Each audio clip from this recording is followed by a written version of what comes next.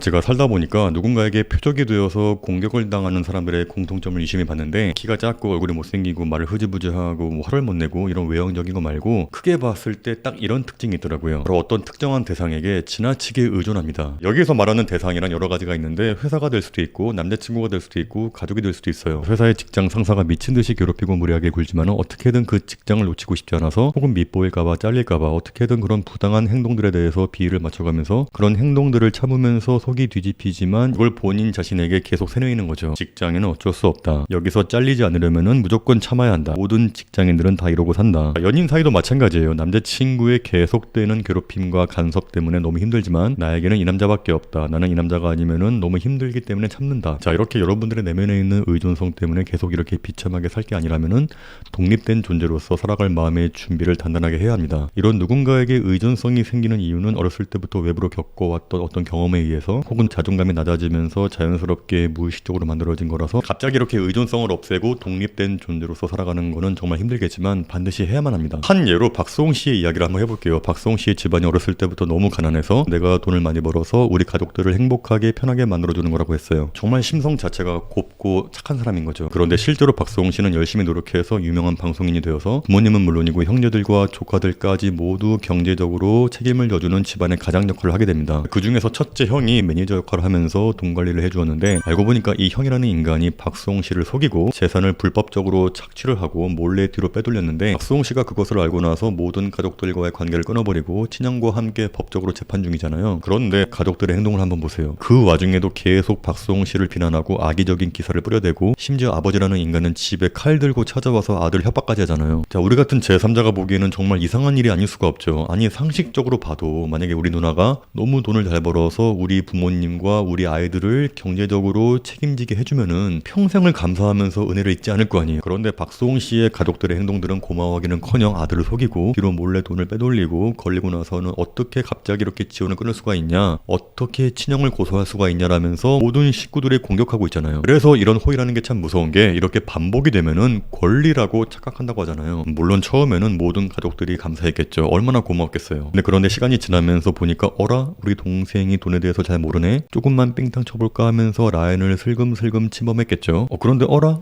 이 녀석이 모르는 건지 아는데도 모르는 척 하는 건지 문제 삼지 않네? 그러면 더 한번 삥땅 쳐볼까? 더 하다 보니까 욕심이 지나치게 되면서 동생의 라인을 침범하다 못해 갉아먹기 시작한 거죠. 박수홍 씨는 성인 되고 나서도 40대가 되고 50대가 되어서도 이런 가족을 먹여 살리는 가장의 역할로부터 독립을 하지 못하고 가족에게 계속 정신적으로 의존하게 된 결과가 이렇게 돼버린 거죠. 아무리 가족이어도 돈 관리는 자기가 하면서 나도 이제 가정을 꾸려야 하니 지원은 언제까지만 하겠다라고 단호하게 선 그어서 독립적으로 행동했다면 아마 이런 비극은 없었을 거예요. 자, 이렇게 피를 나눈 가족끼리도 이런 일이 생기는데 생판 남들은 어떻겠어요? 혹시 여러분들 마음속에 어딘가에 나는 그 사람이 없이는 안 된다, 혹은 나 없이는 그 사람은 안 된다, 이런 안 좋은 무의식이 있지 않나요? 자, 누군가에게 의존하지 않으려면 어떻게 해야 할까요? 제가 간단하게 설명드릴게요. 상대방을 그냥 있으면 좋고 없으면 말고 그런 마음을 가지는 게 정말 좋아요. 끊임없이 나를 지배하려고 하는 사람들이 가장 무서워하는 게 뭔지 아시나요? 바로 내가 지배하고 있는 그 존재가 자기 손아귀에서 벗어나는 걸 제일 무서워합니다. 상대방이 나의 손아귀에서 벗어나는 걸 가장 무서워하기 때문에 계속 지배를 하려고 하는 거예요. 나로부터 독립적인 모습을 보인다면은 자신을 벗어나려고 하는 그 모습 때문에 불안감이 높아져서 더욱더 집착하고 지배하려고 하는 거예요. 그 대표적인 예가 방금 이야기했던 박수홍 씨와 그 식구들이죠. 그 식구들 입장에서는 그 오랜 시간 동안 자기 손아귀에 있던 박수홍이라는 내 아들이 지금 자신들의 손아귀에서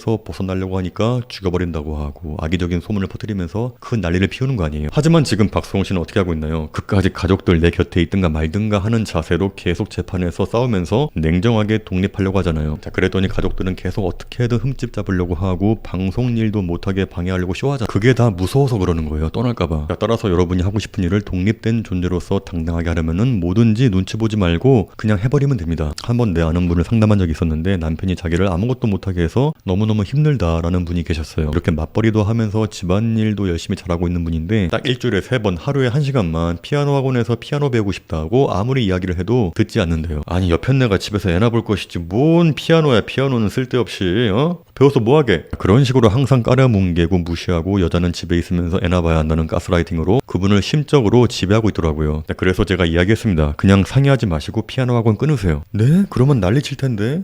그런 거 신경 쓰지 마시고 그냥 피아노 학원 끊으시고 남편분에게 허락받지 말고 그냥 통보만 하세요. 아니 지금 맞벌이 하신다면서요. 어머님이 번 돈으로 배우고 싶은 게 있다는데 왜 남편의 허락이 필요한데요? 그러한 행동들이 쌓이고 쌓여서 지금의 관계가 된 거라고 이야기했더니 막 우시면서 네 알겠어요. 꼭 한번 그렇게 해볼게요 라고 했더니 정확히 한 달 뒤에 저에게 감사 문자가 왔어요. 대리님 너무너무 신기한 게 남편에게 허락도 없이 당당하게 그냥 피아노 학원 끊었더니 처음에는 당황해하면서 기분 나빠하더니 지금 아무 말도 못한다. 지금까지 주말에는 집에서 꼼짝도 못하고 애만 봤는데 이번 주에는 당신이 애 좀 봐 하고 맡겨놓고 피아노 학원에서 알게 된 엄마들하고 주말에 카페에 가서 차도 마신다. 너무너무 고맙다. 왜 그동안 내가 그렇게 바보같이 살았을까 너무 후회된다. 그런 문자가 온 거예요. 자, 이런 독립된 존재로서의 행동은 상대의 간섭을 받지 않고 자신의 인생을 살기 위해서죠. 의외로 이렇게 눈치 보지 않고 의존하지 않고 허락받지 않고 그냥 저질러 버렸더니 생각보다 일이 괜찮게 흘러가는 경우가 정말 많습니다. 저도 미국에서 포토그래퍼를 하고 있다가 클럽 DJ를 한다고 했을 때 부모님이 정말 반대하셨거든요. 하지만 내 인생은 내 인생이다 하면서 쿨하게 독립된 존재로서 내 마음대로 했더니 나중에는 아무 말씀도 안 하시더라고요. 이런 행동들을 하나하나 독립된 존재로서 실천하다 보면은 상대에게 아무런 말을 하지 않고